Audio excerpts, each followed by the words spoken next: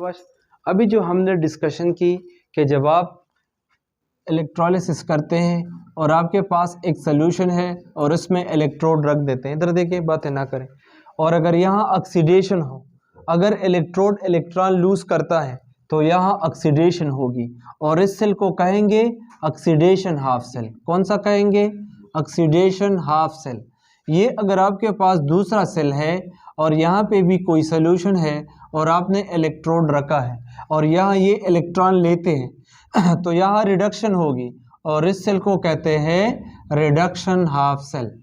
तो एक oxidation half cell और दूसरा रिडक्शन हाफ सेल। अब देखिए, अगर आप इस वोल्टेज से, इस पोटेंशियल से जो ऑक्सीडेशन और रिडक्शन में हमने जो है प्रोड्यूस करवाया है, अगर उसका फ़ायदा उठाना चाहते हैं तो आपको चाहिए कि इन दोनों को कनेक्ट करें। पहले आप क्या करें? पहले अगर आप कोई सर्किट ले लें और सर्किट में आप वोल्टमीटर लगाए या बल्ब लगाए या जो भी हो, आप इसको कनेक्ट करें। तो देखिए, इधर देखिए, राइटिंग ना करें।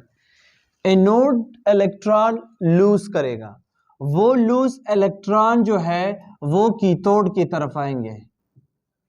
समझ आ रहे? क्यों? क्योंकि कैथोड पे ऑलरेडी आयंस होंगे और वो आयंस इलेक्ट्रॉन लेने की कोशिश करेंगे। जिंक अगर यहाँ पे है और वो 2 इलेक्ट्रॉन लूज करता है तो वो 2 इलेक्ट्रॉन सर्किट में आएंगे और यहाँ पे सपोज है कॉपर +2 आयन, तो कॉपर +2 आयन ये इलेक्ट्रॉन अपनी तरफ अट्रैक्ट करेगा, अपनी तरफ लेगा। समझ आ रहे? यानी एक में इलेक्ट्रॉन की ऑक्सीडेशन है और दूसरे में रिडक्शन है। अब नंबर बाय नंबर एक एक जिंक जो है आयोनाइज होगा, +2 में जाएगा और वहां पे कॉपर एक एक जो है क्या करेगा? 2 इलेक्ट्रॉन लेगा और न्यूट्रल जाएगा, मेटल जाएगा। तो वक्त के साथ साथ अगर आप खुद भी सोचें, अगर यहाँ से 2 इलेक्ट्रॉन जाते हैं तो यहाँ इलेक्ट्रॉन की कमी होगी। वक्त के साथ साथ जिंक +2 की कंसंट्रेशन क्या होगी? ज़्यादा होगी, बढ़ेगी। पहला, अगर एक zinc molecule atom 2 electron lose करे तो बन जाएगा जिंक +2। अब दूसरा लूज करे तो जिंक +2, तीसरा लूज करे तो जिंक +2। और राइट साइड पे अगर कॉपर +2 इलेक्ट्रॉन ले ले तो कॉपर 0, कॉपर 0, कॉपर 0। तो एक साइड पे चार्ज जो है वो कम हो रहा है और दूसरे साइड पे चार्ज बढ़ रहा है। एक साइड पे इलेक्ट्रॉन कम हो रहे हैं, दूसरे साइड पे इलेक्ट्रॉन बढ़ रहे हैं। तो देखिए, हमेशा याद रखिएगा, एक टाइम आ जाएगा कि यहाँ पे सारा का सारा चार्ज खत्म हो जाएगा और यहाँ पे मैक्सिमम चार्ज आ जाएगा और आपकी ये जो असेंबली आपने डिज़ाइन की है ये मज़ीद काम नहीं करेगा, ये रुक जाएगा। लेकिन नेचर में हम कोशिश करते हैं कि ऐसा इलेक्ट्रोकेमिकल डिवाइस बनाया जाए जो ज़्यादा टाइम के लिए एफिशिएंट हो, जो ज़्यादा से ज़्यादा देर के लिए काम करे और ये प्रोसेस कंटिन्यू रहे। इसके लिए हम क्या करते हैं? दोनों हाफ सेल्स को एक डिवाइस की मदद से कनेक्ट करते हैं। उस डिवाइस को कहते हैं साल्ट ब्रिज। ब्रिज वैसे पुल को कहते हैं। इधर देखिए, ये हम क्या करते हैं, ये एक ग्लास ट्यूब होता है। चलिए अजान हो जाए फिर इसके बाद कंटिन्यू करते हैं। तो इधर देखिए, ये एक छोटा सा हम ग्लास ट्यूब ले लेते हैं, ग्लास ट्यूब, और हम क्या करते हैं, आपने मेडिकल वाले उनको पता होगा, एक जेल है जिसको एगर कहते हैं, जिसको एक इस तरह छोटा डिश होता है जिसको पिटरी डिश कहते हैं। इसमें हम बैक्टीरिया को ग्रो करने के लिए ये जेल इस्तेमाल करते हैं, इसको एगर कहते हैं। ये किस्म की फल एलजी है। ये एगर जो है हम क्या करते हैं, थोड़ा सा एगर ले लेते हैं और इसमें साल्ट डाल देते हैं, फॉर एग्जांपल पोटाशियम क्लोराइड। इसी साल्ट को उठा के इसी ट्यूब में डाल देते हैं, सही है। और इसके एंड पे कार्टन नहीं होता, रुई, यहाँ पे भी कार्टन लगा लेते हैं और यहाँ पे भी कार्टन लगा लेते हैं, just for the sake of safety purposes. अब इधर देखिए, ये जब हम साल्ट से फिल कर दें जेल को और इस साल्ट को, तो हम इसकी ऐसी शक्ल बनाते हैं, ऐसी। ये हम ग्लास ट्यूब से बनाते हैं, ग्लास ट्यूब से ऐसे बनाते हैं, ठीक है। और यही साल्ट ब्रिज क्या कर देते हैं, इन दोनों हाफ सेल को कनेक्ट करने के लिए इस्तेमाल करते हैं। अब ये साल्ट ब्रिज इस सोल्यूशन के साथ भी इंटैक्ट है और इसके साथ भी इंटैक्ट है। दोनों सोल्यूशन में ये इंटैक्ट है, दोनों को कनेक्ट करता है। दोनों को क्या करता है?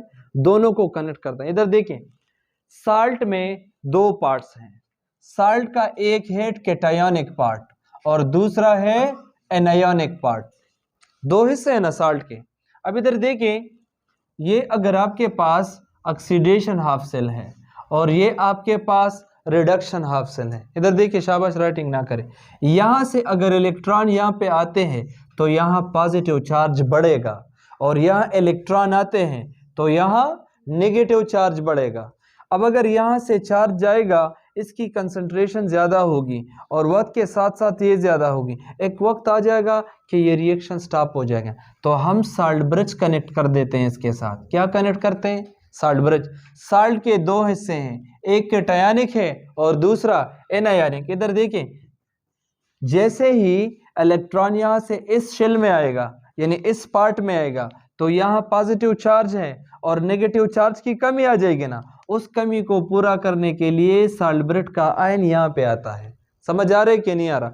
दूसरे साइड पे देखें, दूसरे साइड पे नेगेटिव चार्ज बढ़ रहा है, उसको बैलेंस करने के लिए, न्यूट्रलाइज करने के लिए, इक्वल करने के लिए पॉजिटिव चार्ज इधर आएगा और ये प्रोसेस कंटिन्यू रहेगा। यहां से अगर इलेक्ट्रॉन इधर जाएगा तो यहाँ पॉजिटिव चार्ज आएगा, पॉजिटिव चार्ज की कमी करने के लिए साल्ट का नेगेटिव आयन यहाँ पे आएगा और इस नेगेटिव चार्ज को बैलेंस रखने के लिए पॉजिटिव चार्ज इधर आएगा। और आपने तो पढ़ा ही है ये कि चार्जेस जब फ्लो करते रहते हैं तो बिजली कंडक्ट होगी और आपका ये जो सेल होगा देर तक काम करेगा, इसकी एफिशिएंसी हाई होगी। तो साल्ट ब्रिज के तीन बुनियादी मकसद हैं।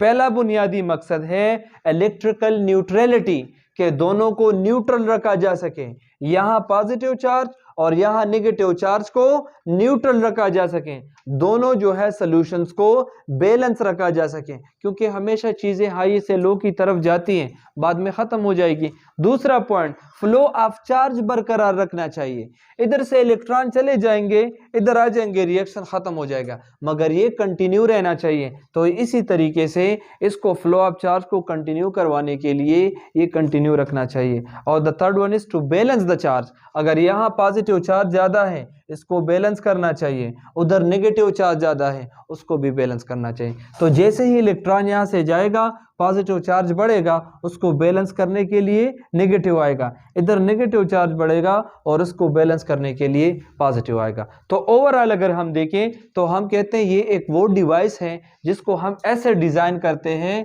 कि दो हाफ सेल को कनेक्ट किया जा सके। तो ये एक ग्लास कॉलम है, शीशे का बना हुआ है, नेट पे आप देख सकते हैं, और इसमें हम साल्ट रखते हैं।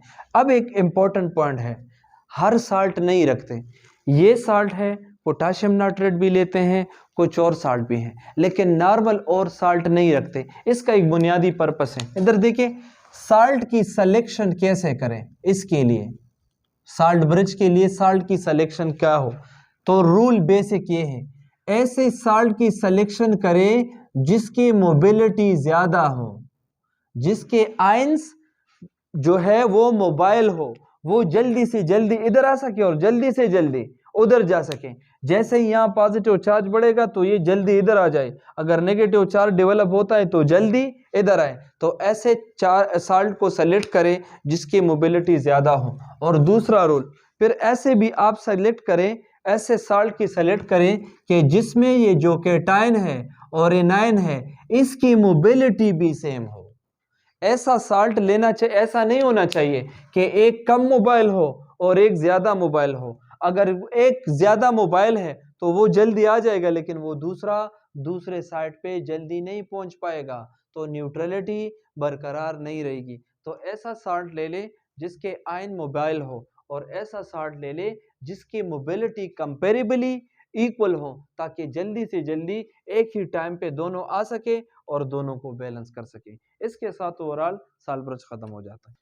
साल्ट ब्रिज जो है इसकी टाइप्स हैं, इधर देखिए, ऐसे भी साल्ट ब्रिज हम आप डिजाइन कर सकते हैं जिसकी ड्यूरेबिलिटी ज्यादा हो। देखिए, साल्ट ब्रिज की अपनी एक लाइफ है, साल्ट ब्रिज भी वक्त के साथ साथ खत्म हो जाता है, उसकी एक्टिविटी कम पड़ती है वक्त के साथ साथ।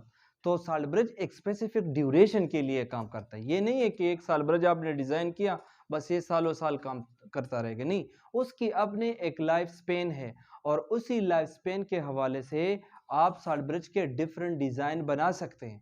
उसकी कैपेसिटी के हवाले से आप डिजाइन कर सकते हैं कि आपका ये जो साल्ट ब्रिज है आपको लॉन्ग पीरियड के लिए चाहिए, आपको शॉर्ट पीरियड के लिए चाहिए, आपने जो इलेक्ट्रोलाइट लिए हैं उससे अगर आप ज़्यादा फ़ायदा उठाना चाहते हैं तो आपने ऐसी साल्ट डिज़ाइन करनी है जिसमें ये साल्ट का अमाउंट ज़्यादा हो, ताकि वो ज़्यादा अरसे के लिए काम कर सके और इसकी इफ़िशेंसी ज़्यादा हो। ठीक है, इसके साथ जो है ये ख़त्म हो जाता है।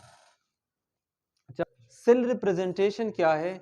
अभी जो हमने डिस्कस किया कि हमारे पास दो किस्म के सेल हैं, एक है ऑक्सीडेशन हाफ सेल और दूसरा है रिडक्शन हाफ सेल। इधर देखिए, ऑक्सीडेशन हाफ सेल में जो हमने एग्जांपल लिया था वो जिंक का लिया था कि जिंक सॉलिड जब 2 इलेक्ट्रॉन लूज करता है तो वो जिंक +2 और एक कोसाइन उसका बनता है, और कॉपर +2 जो है वो 2 इलेक्ट्रॉन जब गेन करता है तो वो कॉपर 0 ऑक्सीडेशन स्टेट में चला जाता है। अब इधर देखिए, इस केमिकल रिएक्शन को, रेडॉक्स रिएक्शन को एक लाइन में कैसे रिप्रेजेंट करें ताकि हमें ये सारा प्रोसेस समझ आ सके। तो देखिए, जब आप इनको आपने डिजाइन किया था ये प्रोसेस, तो आपने इस तरह 2 बीकर लिए थे और इनको सॉल्ट ब्रिज की मदद से कनेक्ट करवाया। तो तरीका ये है, पहले ऑक्सीडेशन हाफ सेल का रिप्रेजेंटेशन करें, फिर सॉल्ट ब्रिज लगाएं और इसके बाद रिडक्शन हाफ सेल का। इंतहाई इजी। देखिए, पहले ऑक्सीडेशन हाफ सेल को रिप्रेजेंट करते हैं। तो ऑक्सीडेशन हाफ सेल में हमने जिंक लिया था, जिंक कौन से स्टेट में था? सॉलिड में था। समझ आ रहा है कि नहीं आ रहा?